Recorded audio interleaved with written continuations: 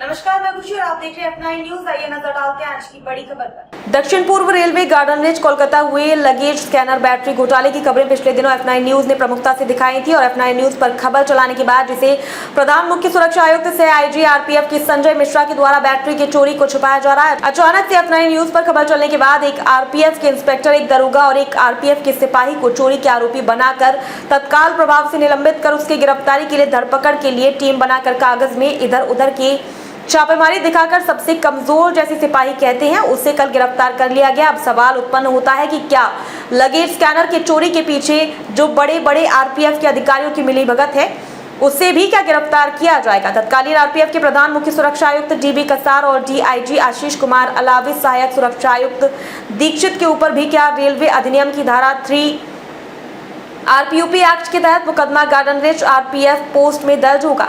चूंकि luggage scanner battery चोरी उस समय से शुरू होकर अब तक की है, अभी भी जोन के अधिकारी भी 50 से 60 लाख के चोरी में कहीं न कहीं शामिल बताए जा रहे हैं। और तो और राजकुमार साहू वर्तमान तैनाती महूदा आरपीएफ पोस्ट ये बड़े कमाल के कारीगरों से आते हैं।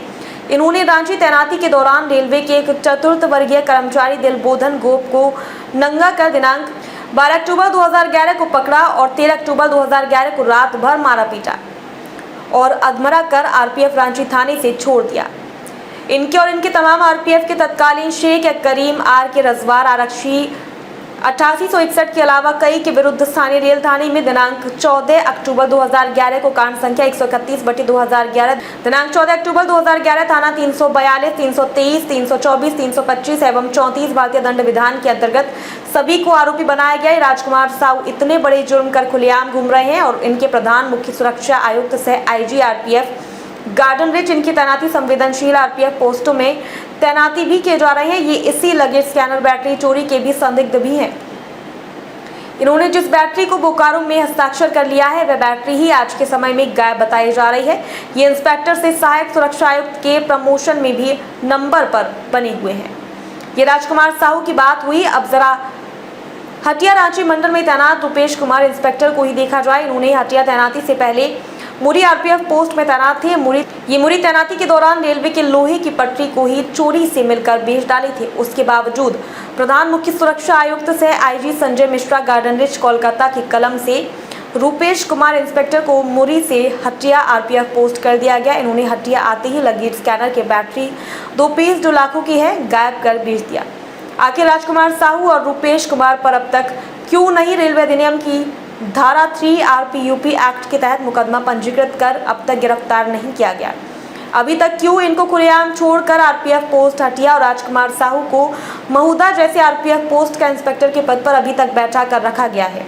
आखिर सिपाही जो आदेश का गुलाम होता है उसे ही क्यों गिरफ्तार कर जेल भेजकर IG garden rich Sanjay Mishra अपनी पीठ थपथपा रहे हैं।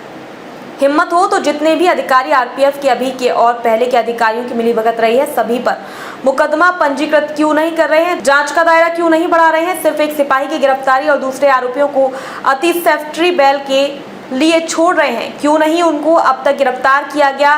क्यों रुपेश कुमार हटिया इंस्पेक्टर को अब तक प्रभाव से निलंबित नहीं किया गया। क्यों राजकुमार साहू जैसे भ्रष्ट इंस्पेक्टर को भी छोड़ रखा है ताकि और भी वह क्राइम करते रहे और महीने की कमीशन खोरी भी बंटवारा करते रहे। दक्षिण पूर्व रेलवे गार्डन रिच कोलकाता में जब तक किसी ईमानदार अधिकारी की तैनाती नहीं होती तब तक ऐसे घोटाले होते रहेंगे। F9 न्यूज हेड असीम कुमार सामंतो की रिपोर्ट। अब तक के लिए बस इतना ही। फिर होगी आपसे मुलाकात ऐसी एक और बड़ी खबर के साथ। तब तक के लिए नमस्कार और देखते रहिए F9 न्यूज। खबर बड़ी और खास होगी, असल वजह की तलाश होगी, दुनिया भर के हर गांव, शहर, गली, मोहल्ले पर नजर हमारी होगी।